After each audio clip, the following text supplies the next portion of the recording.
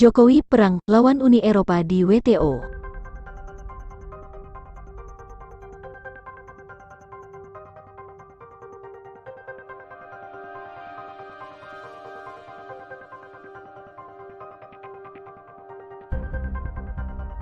Indonesia di kala ini lagi mengajukan banding hukum atas kegagalan gugatan pantangan ekspor nikel oleh Uni Eropa, UE, di Organisasi Perdagangan Dunia, World Trade Organization atau WTO.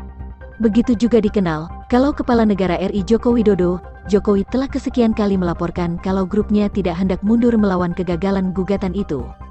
Lalu gimana metode Indonesia melawan balik gugatan WTO atas pantangan ekspor nikel, apakah dapat berhasil? Menanggapi persoalan itu, Muhammad Toha, Ketua Bidang Kajian Strategis Pertambangan Perhapi, mengantarkan kalau terdapat dua senjata Indonesia pada mengajukan banding gugatan WTO atas nikel.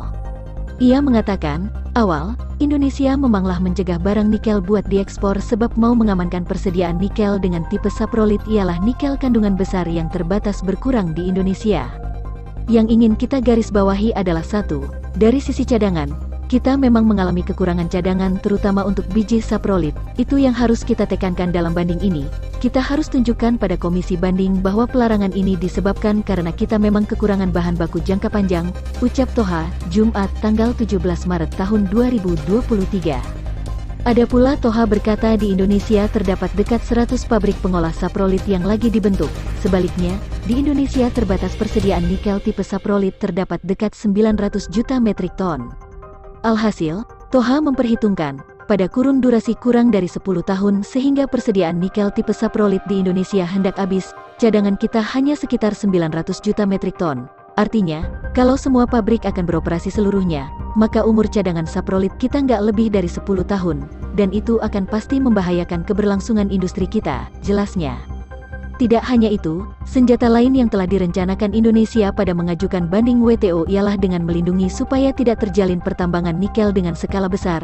Ia memperhitungkan, jika terjalin penambangan skala besar sehingga kehancuran area mungkin dapat terjalin dengan cara besar pula.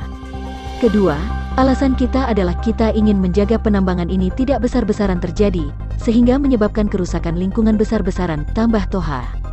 Alhasil, Toha memperhitungkan, dengan kedua alibi itu, Indonesia dapat ditentukan berhasil pada banding gugatan WTO atas pelarangan ekspor nikel.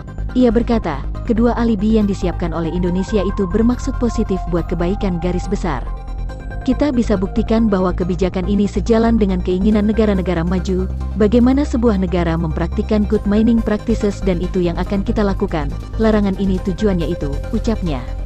Lebih dahulu, Menteri Perdagangan Zulkifli Hasan mengantarkan penguasa sudah sah mengajukan banding atas tetapan WTO dalam tanggal 8 Desember tahun 2022 kemudian. Semacam dikenal, WTO melaporkan kebijaksanaan pantangan ekspor serta hilirisasi nikel ri melanggar ketentuan perdagangan global.